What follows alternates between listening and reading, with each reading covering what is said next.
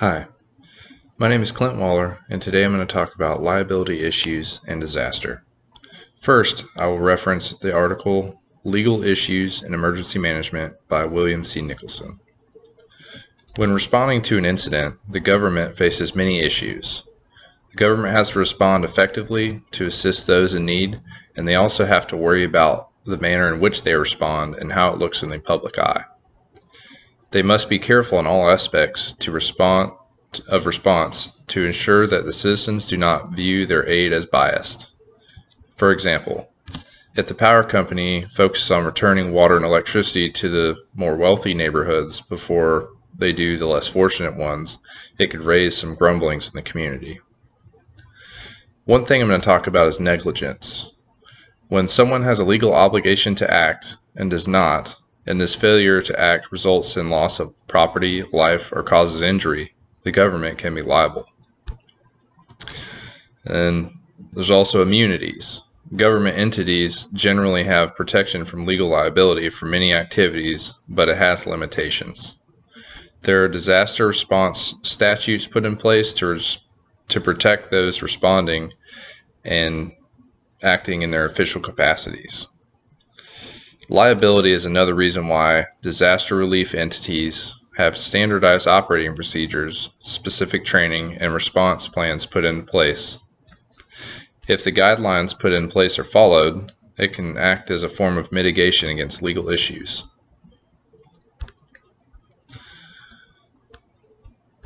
Safety liability even comes into play during disaster response. If OSHA comes in and finds that government is acting outside of safety guidelines, there can be serious civil issues and fines.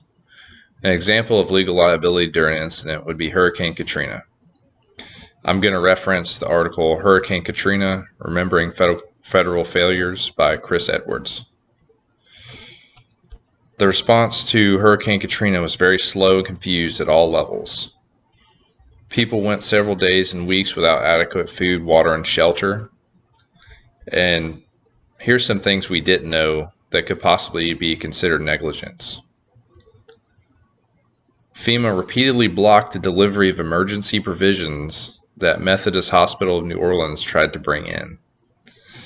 FEMA also turned away doctors who were volunteering from out of town or out of state their medical services because their names weren't in the government databases. The Red Cross was denied access to the Superdome trying to deliver supplies, and FEMA refused several bus companies who were trying to evacuate victims, and also some airplanes too. FEMA most likely had immunity in some way, shape, or form, but they still got sued. A New Orleans judge approved a $42.6 million lawsuit because of toxic trailers that were used as housing for victims. As explained previously, if the action failed or failed action causes someone to suffer in some way, it opens the door for liability and lawsuit. I appreciate your time and patience, and I hope you enjoyed it.